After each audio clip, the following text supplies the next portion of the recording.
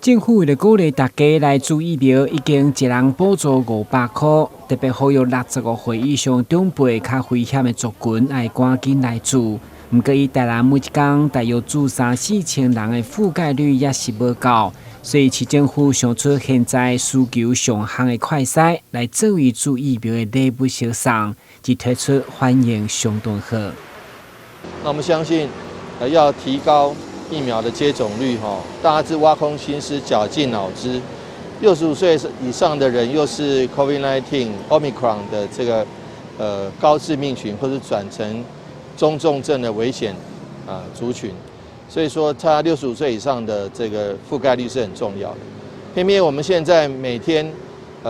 疫苗接种的人数大概只有3、4千人，那我觉得其实要这样要拼覆盖率实在是很辛苦。那中央虽然补助了一个人补助500块钱，但是我们从的团队想出更有诱因的方式，是大家现在在快筛排队，所以说就有团队的小编他们想说，那干脆就把我们的这个快筛拿来鼓励65岁以上的老人家他来打快筛，他来打疫苗就干脆把我们这个快筛手边的快筛拿来鼓励65岁以上的老人来打疫苗所以说我们就有这样的一个发想，想不到在网络上也好，或者是在民间反映上来的反应还相当好。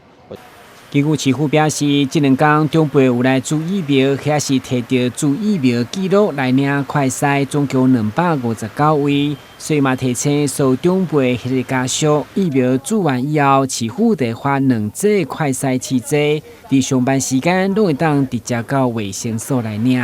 台南新闻管制何乔芳采访报道。